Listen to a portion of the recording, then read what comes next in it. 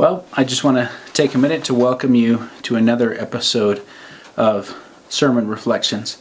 And we hope that you guys are learning, that you guys are growing, that you're digging deeper into the scriptures as a result of some of the things that we're trying to put together.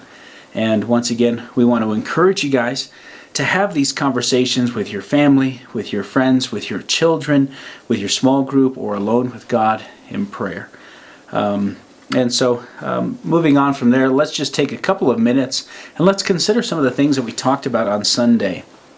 One of the things I want us to consider is the profound imagery of the wind and the waves and being thrust into this trial that the disciples were in as they see Jesus walking on the water. I want us to see this, and then I want us to read through and consider James chapter 1.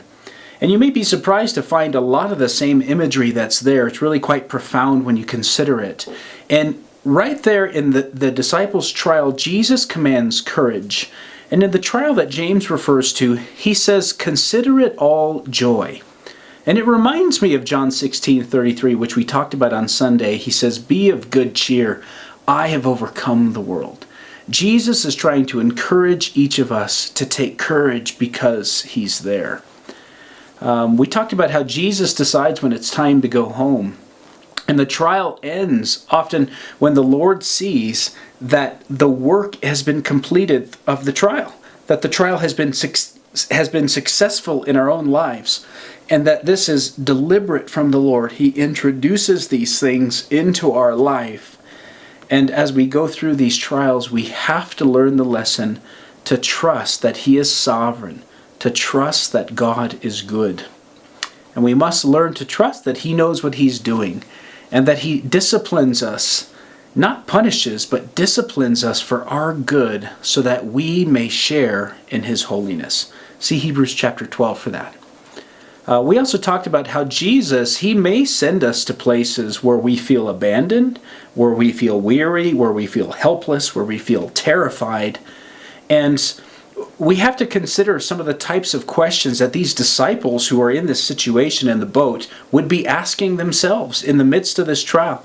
God, why did you send us here? Why don't you just calm down the waves and allow us to obey with ease? How come you don't just make it easier for us to get to the other side of the lake since Jesus told us to come here? God, don't you bless obedience? And if you do bless obedience, why is it so hard to obey right now? We're trying, we're doing our best. And now I want you to compare some of the questions you foresee them asking, and I want you to compare them with your own questions and frustrations that you have during your current trial. I want you to learn from their lesson. I want us to learn from their lesson, and which is really this, that we cannot just mistake blessing for ease.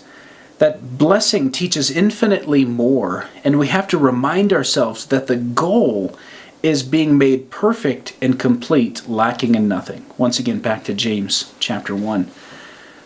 We also talked about how Jesus' arrival raised the intensity of their trial. And it's easy to think that if Jesus would just show up, the trial would just end and be over because Jesus is here. But for the disciples, it was not the case. The trial actually intensified and became worse. They were right to fear Jesus in the proper sense, but there was a great problem. They didn't recognize this was Jesus. They thought it was a ghost. And they didn't recognize in this trial that Jesus was actually at the core of everything happening. And it makes me wonder, do we ever fail to recognize that Jesus is at the core of our trial? That He has not left us alone. We may feel that way, but Jesus is there. Perhaps the most dreadful part is that Jesus is trying to teach us something through this trial. He is trying to teach you something, but we must learn to look for Him in whatever struggle we're going through today. We must fix our eyes upon Him. Something else that we talked about is how Jesus arrived at their weakest point, and then He commanded courage. Well, let's talk about that. For those of you who are weak in the faith, perhaps you're new in the faith or you're struggling to get there, I want to remind you that the trials that you're going through, they are opportunities. Jesus is strengthening your faith in Him. And He does this so oftentimes through the crucible, through these difficult times. And it is here that Jesus says to the disciples, Ego eimi, I am here. Do not be afraid. Take heart, take courage. Well, let's talk about some of the questions that we have for this week. The first question is, how do we respond, and how should we respond to fear? Number 2, why did Jesus dismiss the crowd? Number 3, why did Jesus stay behind, and why did Jesus go alone to pray? Number 4, why do we burn out? And will we burn out if we're actually in God's will? Number 5, what are the things that I can actually control? Truly, let me know what you think down in the comments below. Number 6, should we expect to always understand God's plans? Number 7, why did Jesus send them in bad weather? Number 8, why did Jesus approach them by walking on the water? Why is it in such a fearful and strange way? Number 9, what were they supposed to learn? And why is it so often true that no pain, no gain? Let me know what your thoughts are on that one. I'm curious.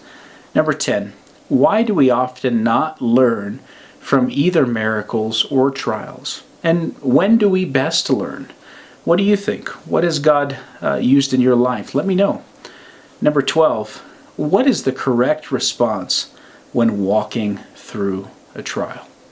Well, that's about all the time we have for today. Just as a quick teaser, this next week we're going to look at Peter walking on water, and I'll ask you a few questions. Why was Peter